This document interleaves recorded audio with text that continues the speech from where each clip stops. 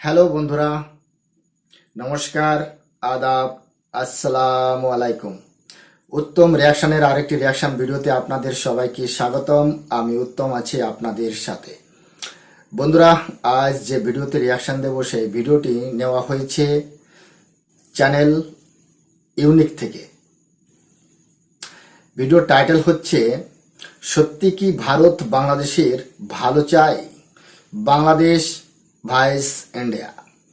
Sheikh Hasina vice barrister Suman. বন্ধুরা, video title দেখে আপনারা কি ভাবছেন?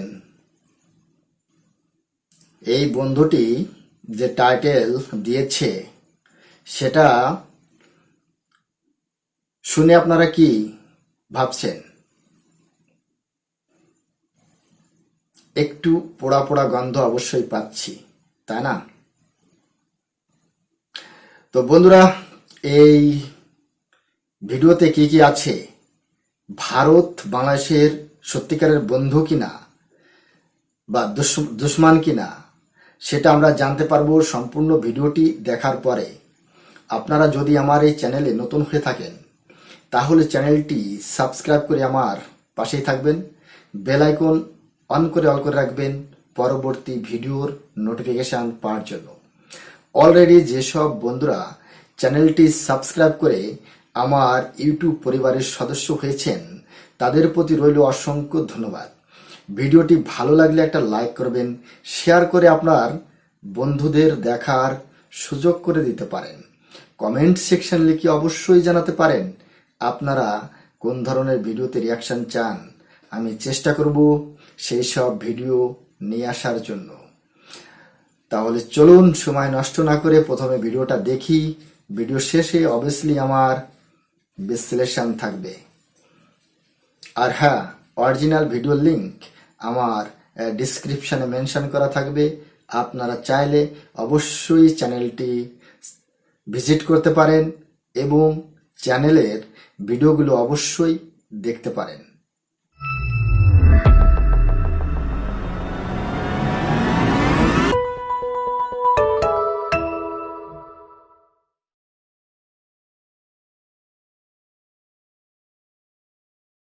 ভারতকে বাংলাদেশ বিক্রি করার একটি ষড়যন্ত্র চালিয়ে যে বিক্রিটা তাহলে ওজনটা কিসে মাপছে?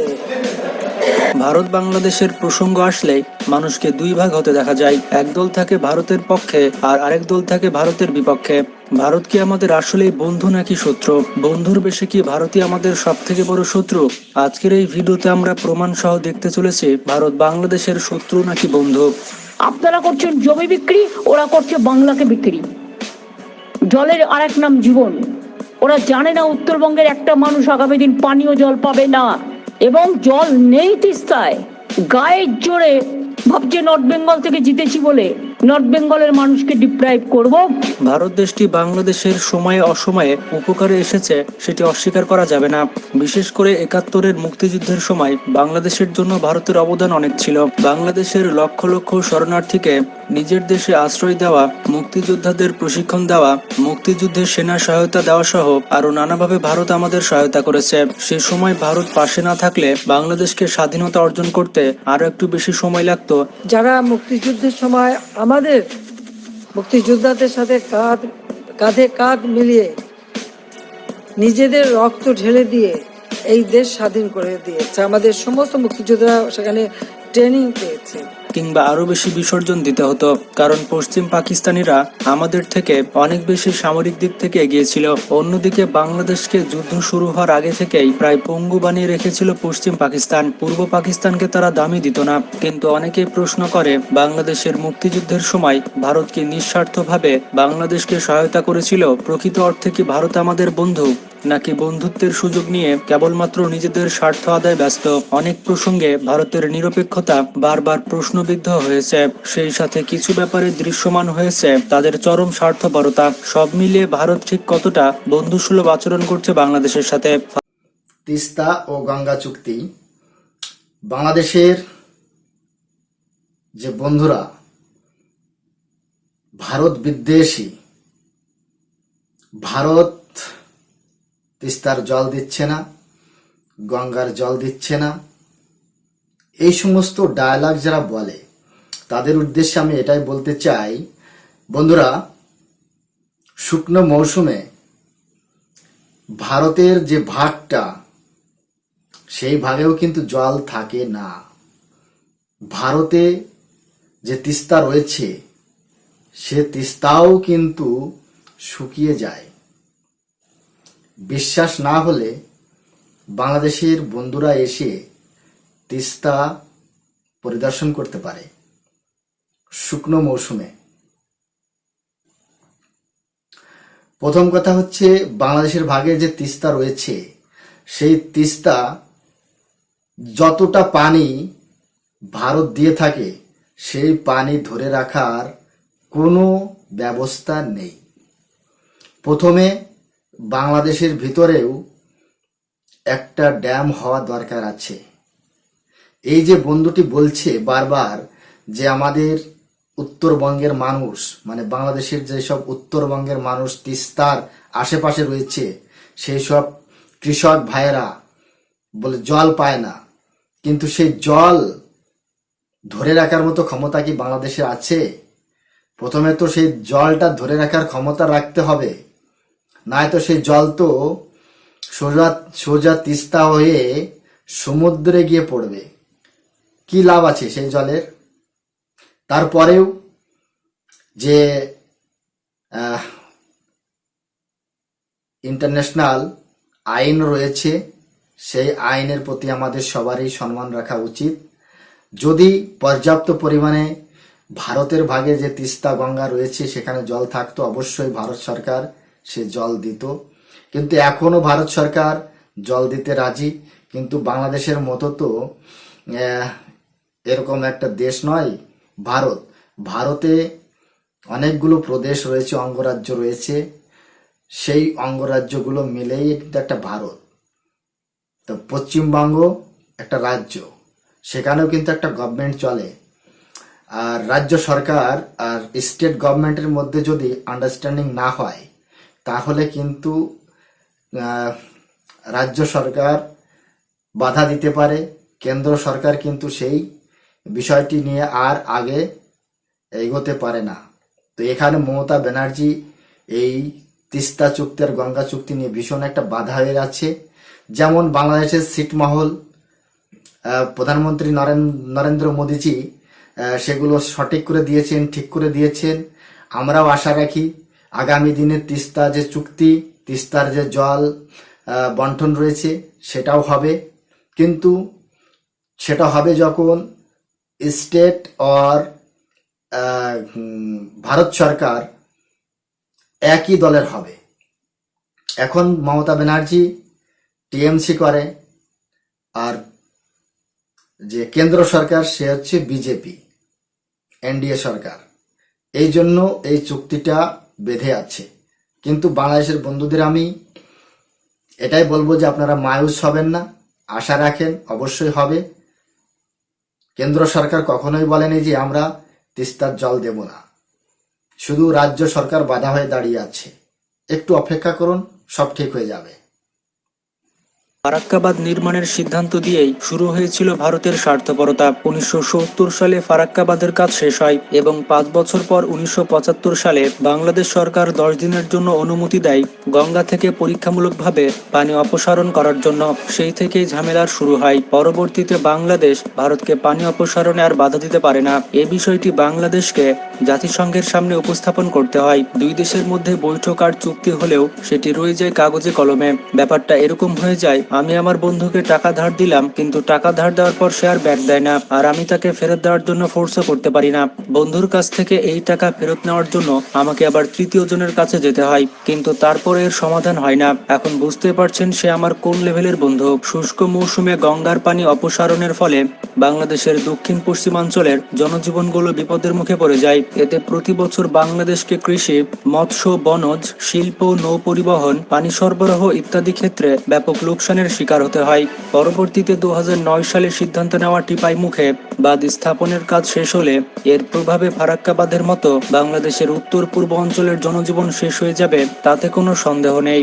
বাংলাদেশের বেশিরভাগ নদ নদীর উৎপত্তি স্থল হচ্ছে ভারত। ভারত সরকারের পরিকল্পনা ছিল 30টি আন্তর্জাতিক নদী একত্রীকরণের মাধ্যমে ভারতের দক্ষিণ পূর্বাঞ্চল থেকে দক্ষিণ পশ্চিমাঞ্চলে পানি সরবরাহ করা। একই সাথে ভারতের নদী প্রকল্পের উদ্দেশ্য ছিল 34,000 মেগাওয়াট জলবিদ্যুৎ উৎপাদন করা। এই পরিকল্পনা বাস্তবায়ন হলে বাংলাদেশ যে মরুভূমি হয়ে যেত তা আর বলার অপেক্ষা রাখে না। বাংলাদেশ মরুভূমি হয়ে যাক কিংবা বরফকুণ্ড, এতে ভারতের কোনো যাই আসে না। তারা তাদের স্বার্থের জন্য বাংলাদেশকে বলিদান দিতে রাজি। এই তো গেল নদী। ভারত বাংলাদেশ সীমান্ত হত্যা। বাংলাদেশের বন্ধুটি বারবার বলছে যে প্রতি সপ্তাহে প্রতি মাসে বাংলাদেশের মানুষকে হত্যা করে ভারতের বিএসএফ।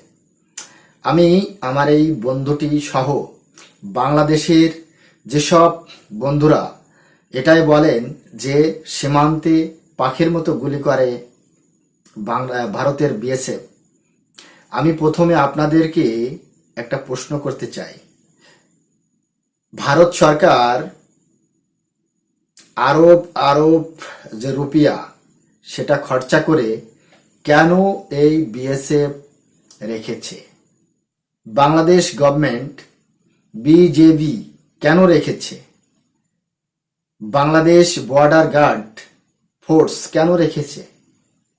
কেন রেখেছে এটার উত্তর আমি চাই। দেখুন, ফেলানি হত্যা নিয়ে অনেক কথাই আমরা শুনেছি। আমরা কোনো হত্যার কাম্য করি না।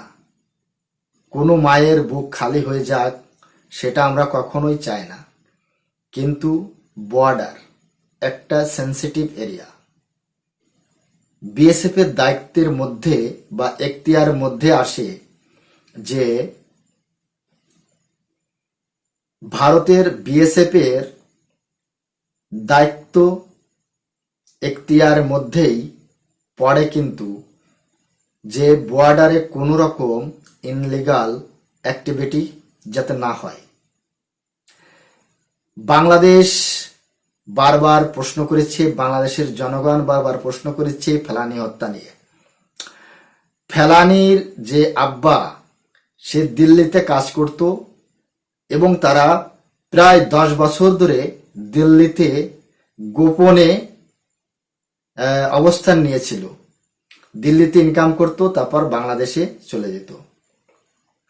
ফেলানির বিবাহ দেওয়ার জন্য দিল্লি থেকে বাংলাদেশে প্রবেশ করছিল।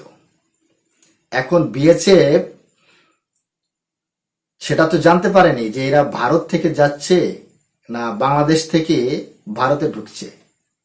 একটা কথা বলুন তো, ফেলানিকে কি ঘর থেকে তুলে নিয়ে এসেছে বিএসএফ, তারপর গুলি করে কাঁটাতারের উপর ঝুলিয়ে রেখেছিল? না ফেলানি অবৈধভাবে কাঁটাতার পেরিয়ে বাংলাদেশে প্রবেশ করছিল? একবার আপনাদের বিবেকের কাছে প্রশ্ন করবেন। বিএসএফ এর গুলির অর্ডার আছে, তারা যদি কোনো ইনলিগাল অ্যাক্টিভিটি দেখে বর্ডারে অবশ্যই গুলি করবে। এটা বাংলাদেশের বর্ডার গার্ড যে সিকিউরিটি রয়েছে তাদেরও কিন্তু এই অর্ডারটা থাকে। আমার কথা হচ্ছে, দেখুন, ভারতের বিএসএফ খারাপ আমরা মেনে নিচ্ছি, তারা দেখলেই গুলি করে পাখির মতো বাংলাদেশিদের মেরে দেয়। একটা কথা মনে রাখবেন, আপনারা এই বর্ডারের আশেপাশেও কিন্তু আসবেন না। ভারতের যে কাঁটাতারের বেড়াটা রয়েছে সেটা 150 মিটার ভিতরে আছে। কাঁটাতারের যে বেড়াটা রয়েছে, যে ব্যারিকেড রয়েছে, সেটা কিন্তু ভারতের ভিতরে রয়েছে। কাঁটাতারের বাইরে বাংলাদেশের সাইডে আমাদের কিন্তু 150 মিটার 150 মিটার্স জমি রয়েছে। সেখানে আমাদের সীমান্তবর্তী যে চাষিরা তারা চাষাবাস করতে যায়, এমন কোনো গ্রামও পড়ে আছে কাঁটাতারের ওই পাশে। কিন্তু আমার একটাই কথা, যে পিলারটা আছে আপনারা ওই পিলারটা ক্রস করবেন না। আপনারা আপনাদের সীমান্তে থাকুন, তারপর যদি বিএসএফ গুলি করে তারপরে আপনারা প্রশ্ন করতে আসবেন। কি দরকার? যখন ভারত সীমানা ঘিরে রেখেছে সেখানে বাংলাদেশিদের আসার তো কোনো দরকার নেই। কি প্রয়োজন? স্মাগলার করার জন্য, গরু পাচার করার জন্য, ভারতের দ্রব্য চুরি করে নিয়ে যাওয়ার জন্য? কোনটা? যদি এগুলো হয়, এগুলো তো একদমই বেআইনি, একদমই ইনলিগাল। তো এখানে বিএসএফ এইগুলো বন্ধ করার জন্য গুলি তো চালাতেই পারে।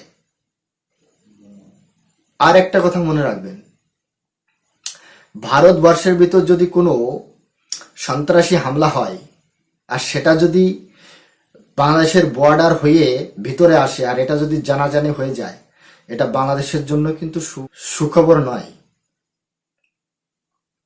এটা বাংলাদেশের জন্য কিন্তু একটা সমস্যা, এটাও আপনারা মনে রাখবেন। ভারতের বিএসএফ সবসময় চাইবে তার দেশ সুরক্ষা এবং শান্তির মধ্যে রাখতে, বর্ডার যাতে শান্তিতে থাকে। বর্ডারের কাজ হচ্ছে, বর্ডারে যে বিএসএফ থাকে তাদের কাজ হচ্ছে ভারতবাসী যাতে নিশ্চিন্তে ঘুমোতে পারে, নিশ্চিন্তে ঘুরতে পারে, ফিরতে পারে। এটাই হচ্ছে বিএসএফ এর দায়িত্বের ভিতর পড়ে। তো আশা করি আপনারা বারবার এই ফেলানি হত্যা বা সীমান্ত হত্যা নিয়ে না জেনে কথা বলবেন না। একদম আসার দরকার নেই সীমান্তে। আপনারা লিগ্যাল ডকুমেন্টস নিয়ে পাসপোর্ট করে ভারতে প্রবেশ করুন, কোনো সমস্যা নেই। বেনাপোল বর্ডারে কয়জনকে গুলি করে মেরেছে বিএসএফ? দর্শনা বর্ডারে কয়জনকে গুলি করে মেরেছে বিএসএফ বাংলাদেশিদের? আপনারা ইনলিগাল কাজ করবেন, সেখানে গুলি চালালেই ভারতের দোষ, ভারতের বিএসএফ এর দোষ। এটা কেমন যুক্তি ভাই? এটা কেমন যুক্তি? আপনাদের যে বর্ডার গার্ড সিকিউরিটি রয়েছে তারা কি করে?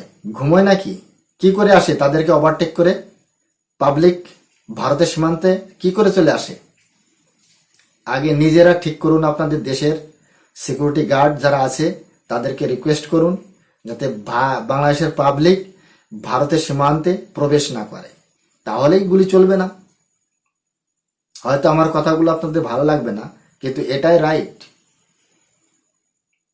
আপনারা আসবেন না এদিকে। প্রসঙ্গ এবার আসা যাক বর্ডার প্রসঙ্গে।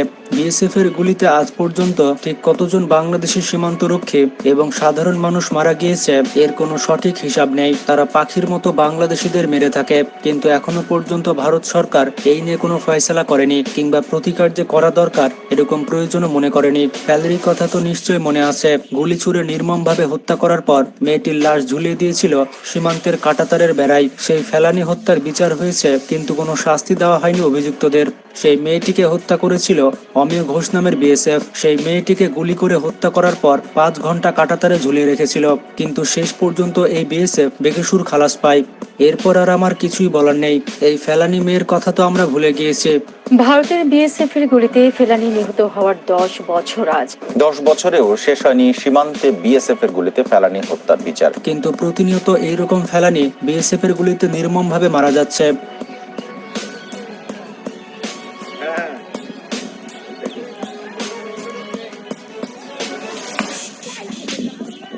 একটি রিপোর্টে বলা হয়েছে প্রতি 12 দিনে একজন করে বাংলাদেশে হত্যা করা হয় সীমান্তে। বাংলাদেশিদের হত্যা করা যেন বিএসএফ এর একটি শখ। ভারতের মিডিয়া, টিভি কিংবা সিনেমাতে বেশিরভাগ সময় বাংলাদেশকে অনেক অপমান করা হয়। তাদের মিডিয়াতে সব সময় বাংলাদেশকে অপমানজনকভাবে উপস্থাপন করা হয়, অথচ এমনটাও নয় যে ভারত অনেক উন্নত একটা দেশ এবং বাংলাদেশ তাদের থেকে পিছিয়ে।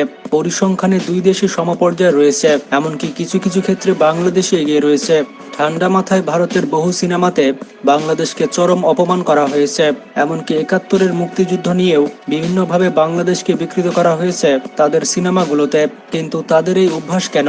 যদি তারা প্রকৃত আমাদের পরম বন্ধু হয়ে থাকে, বিভিন্নভাবে আমাদের নানা ফোরামে, বিভিন্ন সোশ্যাল মিডিয়াতে ভারতের এমন কিছু ব্যক্তি আসে যাদের কমেন্ট দেখলে মনে হয় বাংলাদেশ পানিতে ভেসে এসেছে, বাংলাদেশের কোনো দামই নেই, তাদের কাছে বাংলাদেশের কোনো সম্মানই নেই। কোনো কারণ ছাড়া এরকম হেয় প্রতিপন্ন করা তাদের কেমন বন্ধুত্বের পরিচয়? বাণিজ্যিক দিক থেকে ভারত বাংলাদেশের সব থেকে বড় অংশীদার হলেও বাংলাদেশের সাথে তাদের রয়েছে বিশাল বাণিজ্য ঘাটতি।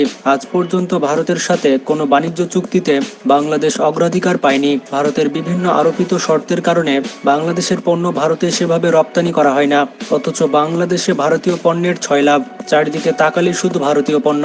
ভারত বাংলাদেশ থেকে পণ্য আমদানি বাড়িয়ে এবং পণ্যের উপর ধার্যকৃত শর্ত তুলে দিয়ে খুব সহজে তারা বাণিজ্য ঘাটতি কমাতে পারে, কিন্তু তারা এ বিষয়ে কতটুকু আগ্রহী তা নিয়ে যথেষ্ট সন্দেহ রয়েছে। প্রতিটা ক্ষেত্রে বাংলাদেশের প্রতি ভারতের রয়েছে চরম বৈষম্য। যেমন বাংলাদেশে প্রায় ভারতীয় সব টিভি চ্যানেল চলে, কিন্তু ভারতে বাংলাদেশের কোনো টিভি চ্যানেলই চলে না। বাংলাদেশের প্রত্যেকটি গ্রামে গ্রামে এবং ঘরে ঘরে ভারতের ইস্টা জলসা জি বাংলা চলে, কিন্তু ভারতীয়দের ধরে জিজ্ঞেস করবেন বাংলাদেশে একটা টিভি চ্যানেলের নামও বলতে পারবে না। একই আচরণ দেখা যায় সিনেমাতেও। বাংলাদেশের বিভিন্ন হলে এখন ভারতীয় সিনেমা মুক্তি দেওয়া হয়। যেমন বাংলাদেশে কিছুদিন আগে শাহরুখ খানের জওয়ান সিনেমা ভালো ব্যবসা করেছে, কিন্তু ভারতে কয়টি বাংলাদেশি সিনেমা মুক্তি দেওয়া হচ্ছে সেটাই এখন বড় প্রশ্ন। এই রোহিঙ্গা ইস্যু শুধুই কি বাংলাদেশের রোগ? না না, আমার মনে হয় তা নয়। এটা কিন্তু ভারতেরও একটা রোগ। আপনারা যে বারবার একটা কথাই বলেন যে ভারত বাংলাদেশকে রোহিঙ্গা ইস্যুতে সাপোর্ট করে না, মায়ানমারকে সাপোর্ট করে। আসলেও কি তাই? আদৌ কি তাই? আমার তো মনে হয় না। দেখুন, আপনাদের যে বাবা, আপনাদের যে আব্বা চায়না, এই চায়নায় কিন্তু মায়ানমারের যে ইলেকট্রিক গভর্নমেন্ট ছিল সেই গভর্নমেন্টকে তাড়িয়েছে। মায়ানমারের যে প্রধানমন্ত্রী, ওনাকে জেলবন্দি কে করিয়েছে? চায়নাই করিয়েছে। ওখানে তক্তাপলট কে করিয়েছে? চায়না। চায়না কি আপনাদের সাপোর্ট করছে? যে চায়নার গান গাইতে গাইতে আপনাদের গলার জল শুকিয়ে যায়, আপনাদের গলা শুকিয়ে যায়, সেই চায়না কি আপনাদের রোহিঙ্গা ইস্যুতে সাপোর্ট করেছে? করেনি তো। কিন্তু ভারত করবে। সময় আসতে দিন। কোথায় সময়? মায়ানমারে এই সময় স্টেবল কোই গভর্নমেন্ট নেই। গভর্নমেন্ট টু গভর্নমেন্ট চর্চা হয়, কথা হয়, কিন্তু মায়ানমারে এখন চলছে গৃহযুদ্ধ। কার সাথে কথা বলবে? কাকে রিকোয়েস্ট করবে? রোহিঙ্গা যারা আছে তাদেরকে ফেরত নিতে? এটা আপনাদের বুঝতে হবে। আপনারা যে হালকাভাবে কথাগুলো বলে চলে যান, কিভাবে বলতে পারেন আমি সেটাই ভাবি। একটু ভেবেচিন্তে বলবেন। মায়ানমার এখন উত্তপ্ত। সেখানে কোনো গভর্নমেন্ট নেই, সেখানে চলছে সেনা শাসন। আর সেনার সাথে কোনো দেশের গভর্নমেন্টের কথা হয় না। যখন থেকে মায়ানমারের যে সরকার পড়ে গেছে, তারপর থেকে বিশ্ব মঞ্চে মায়ানমারের হয়ে কথা বলতে কাউকে দেখেছেন? কাকে বলবে? ভারতে কোনো প্রতিনিধি এসেছে? বাংলাদেশে এসেছে? আসেনি তো। তাহলে এই ইস্যুগুলো তুলবে কোথায়? এই ইস্যুগুলোর কথা শোনার মতো কেউ আছে মায়ানমারে? নেই তো। তাহলে আপনারা বলেন কি করে যে মায়ানমারের ইস্যুতে বা রোহিঙ্গা ইস্যুতে ভারত বাংলাদেশের পাশে দাঁড়ায় না? অবশ্যই দাঁড়াবে। এই রোগটা শুধু বাংলাদেশের নয়, এই রোগটা ভারতেরও কিন্তু মাথা ব্যথা আছে। এটা আপনারা ভুলে যাবেন না। এছাড়াও রোহিঙ্গা ইস্যুতে ভারত বাংলাদেশের থেকেও মায়ানমারকে বেশি সাহায্য করে থাকে। মানে জায়গা মতো এসে ভারত মুখ ঘুরিয়ে নেয়। ভারত মুখে মুখে বলে আমি বাংলাদেশের বন্ধু, কিন্তু রোহিঙ্গা ইস্যু নিয়ে ভারত মিয়ানমারকে সাপোর্ট করে। এমনটি নয় যে ভারত বাংলাদেশের পরম শত্রু। ভারত বাংলাদেশের উপকার করেছে অতীতে, এখনো সহযোগিতা করছে নানা বিষয়ে, কিন্তু বাস্তবতার নিরীক্ষে বন্ধুত্বের পরিমাপে সেটি কতটা যুক্তিযুক্ত? প্রতিবেশী রাষ্ট্র হিসেবে একটি দেশ আরেকটি দেশকে সাহায্য সহযোগিতা করবে, এটা স্বাভাবিক। সেই হিসেবে ভারতও বাংলাদেশকে সাহায্য সহযোগিতা করে, কিন্তু বন্ধু হিসেবে ভারতের যেগুলো করার কথা সেগুলো ভারত আমলেই নেয় না। যেখানে বাংলাদেশের 3 দিকে রয়েছে ভারত। আমার বন্ধুটি বলেছে ভারত নাকি বাংলাদেশিদের বিশ্বাস করে না। করবে কি করে? ভারত বাংলাদেশিদের বিশ্বাস করে না, এটা কি আদৌ সত্য? আদৌ কি ঠিক? আচ্ছা, আপনারা বলুন তো, যে জামায়াত আর বিএনপির যে সরকার চলছিল তখন 10 ট্রাক অস্ত্র কাদের হাতে তুলে দেওয়ার জন্য পাকিস্তান থেকে বাংলাদেশে গিয়েছিল। তারেক জিয়া সেই অস্ত্রগুলো আসামের বিচ্ছিন্নবাদী যে গুট ছিল, যে সন্ত্রাসবাদী যে গুট ছিল, তাদেরকে আশ্রয় কারা দিয়েছিল? বাংলাদেশের এই জামায়াত বিএনপি সরকারই তো দিয়েছিল। আই অ্যাম প্রুভড, বাংলাদেশের পত্রিকায় কি আছে সেটাও আমি দেখাতে পারি, আপনারা একটু খুঁজে দেখবেন। স্ক্রিনশট লাগিয়ে দিচ্ছি, দেখে নেবেন। বিশ্বাস অর্জন করতে গেলে অনেক কিছু করতে হয়। উদাহরণ নেপাল। ভারত আর নেপালের মধ্যে কোনো পাসপোর্ট লাগে না। নেপালের মানুষ অবাধে ভারতে আসতে পারে, আবার ভারতীয়রা অবাধে নেপালে যেতে পারে। কোনো পাসপোর্ট লাগে না, শুধু আইডেন্টি কার্ডটা হলেই যেতে পারে, ন্যাশনাল কার্ড হলেই যেতে পারে, কোনো পাসপোর্টের দরকার নেই। ওখানে যে স্টে করতে পারে, থাকতে পারে, মাসের পর মাস থাকতে পারে, কোনো সমস্যা নেই। নেপালকে বিশ্বাস করে ভারত, আর নেপালি যারা তারাও কিন্তু বিশ্বাস করে ভারতকে। নেপালের যে গুর্খা সমাজ, গুর্খা জাতি, এই গুর্খাদের একটা রেজিমেন্ট আছে কিন্তু আমাদের ভারতে, গুর্খা রেজিমেন্ট। এখানে কিন্তু নেপালের যে গুর্খা, তারাই কিন্তু আর্মিতে জব করে। এই গুর্খা আর্মি ভারতের জন্য জীবন উৎসর্গ করতে দ্বিতীয়বার ভাবে না। কেন করবে না নেপালকে বিশ্বাস? আর নেপালিরাই বা কেন করবে না ভারতকে বিশ্বাস? ভুটান, সেখানেও কিন্তু ভারতীয়দের যেতে পাসপোর্ট ভিসার দরকার হয় না। আর ভুটানি যারা, তাদেরও কিন্তু ভারতে প্রবেশ করতে পাসপোর্ট ভিসার দরকার হয় না, ন্যাশনাল কার্ড হলেই যাওয়া যায়। কই আজ পর্যন্ত নেপালের সীমান্তে কোনো গুলি চলেনি। চীনের সাথে এত আমাদের লড়াই সেই 1965 সালের আগের থেকেই, যে লড়াইটা আমাদের চলছে, কিন্তু দুই দেশের ভিতরে এখনো কিন্তু কোনো ফায়ারিং হয়নি।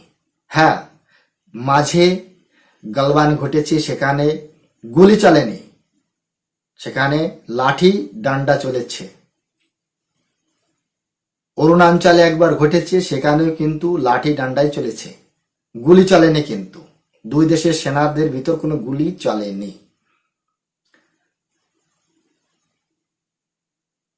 মায়ানমারে যেতেও ভারতীয়দের কিন্তু পাসপোর্ট ভিসা লাগে না,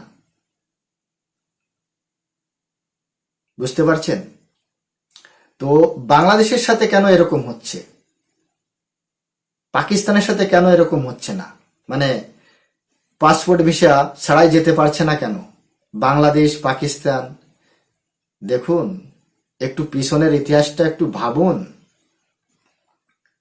1947 সালে যখন ভারত স্বাধীনতা লাভ করে, তার সাথে সাথে ইংরেজদের কাছে আপনাদের দাবি ছিল যে আপনাদের যেন ডিভাইডেড করে দিয়ে যায়, আপনারা নাকি হিন্দুদের সাথে থাকতে পারবেন না। দ্বিজাতির উপর ভিত্তি করে ভারতকে বিভক্ত করা হয়েছিল 1947 সালে। অগণিত মানুষের মৃত্যু হয়েছিল, অগণিত মানুষ তাদের জন্ম ভিটা ছেড়ে পাকিস্তানে যেতে বাধ্য হয়েছিল, পাকিস্তান থেকে ভারতে আসতে বাধ্য হয়েছিল, বাংলাদেশ থেকে ভারতে আসতে বাধ্য হয়েছিল, ভারত থেকে বাংলাদেশে যেতে বাধ্য হয়েছিল। এই ইতিহাসটা ভুলে যাবেন না। আপনারাই এই বৈষম্য তৈরি করেছেন, আপনারাই দায়ী।